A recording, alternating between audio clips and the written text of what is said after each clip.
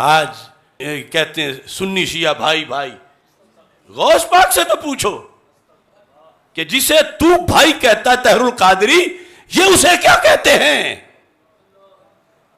طاہر القادری نے کہا تھا نا جنگ میں جا کر ان کے امام باڑے میں کہ میں آج تمہیں ملانے آیا ہوں، جو ملا ملونٹا آ کے کہے کہ تم دو ہو اسے دو کر دو۔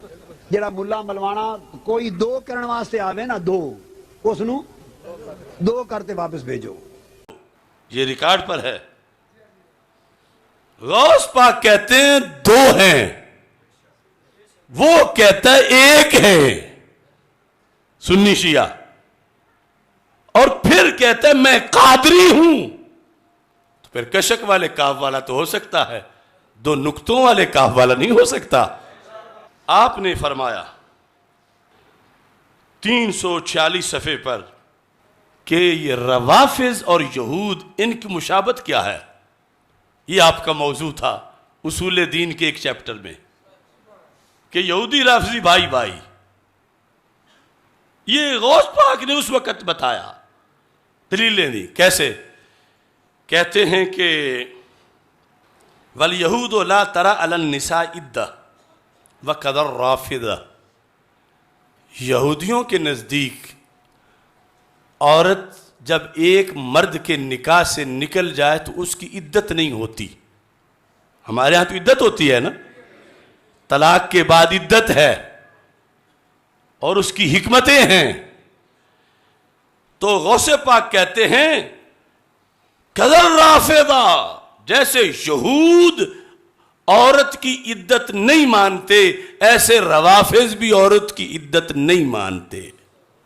آپ فرماتے ہیں وَالْيَهُودُ حَرَّفُوا التَّوْرَاتِ، یہود نے تورات کی تحریف کی، آیتیں بیچیں۔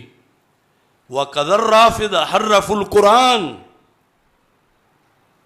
لِأَنَّهُمْ قَالُوا الْقُرْآنُ قَدْ غُيِّرَ وَبُدِّلَ، فرمایا ادھر یہود کہتے ہیں ان کا کردار تھا تحریف تورات، اور ادھر اگرچہ قرآن بدلا نہیں ہے لیکن انہوں نے اپنی کتابوں میں دعویٰ کیا ہے کہ قرآن بدل چکا ہے، قرآن جو ہے اس کی کتنے پارے ختم ہو چکے ہیں، اس میں تبدیلی آ چکی ہے۔ جیسے وہ یہود اپنی کتاب کی تبدیلی کے قائل ہیں اور کیا انہوں نے، ایسے ہی یہ بھی ہیں۔ تیسری وَالْيَهُودُ يُبْغِضُونَ جِبْرِيلَ وَتَقُولُ هُوَ عَدُوٌّ مِنَ الْمَلَائِكَةِ، یہودیوں کی جبریل سے نہیں بنتی، حضرت جبریل علیہ السلام سے۔ وہ کہتے ہیں یہ فرشتوں میں سے ہمارا دشمن ہے۔ فرمایا وہی بات ان میں بھی پائی جاتی ہے۔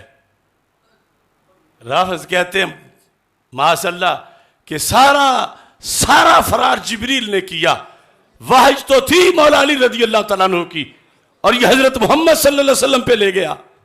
غوث پاک کہتے ہیں یہود کہتے ہیں لا تصلح الامام لرجل من آل داؤد، یہود کہتے ہیں امام خلیفہ امامت ہمیشہ نبی کے بعد ان کی آل میں رہے گی، اس واسطے وہ کہتے ہیں کہ آل داؤد میں ہی ہمیشہ کے لیے امامت رہے گی۔ یہ یہود کا نظریہ تھا۔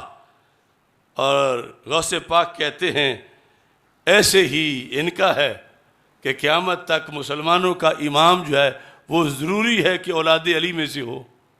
دیکھو کتنی گہری باتیں ہیں۔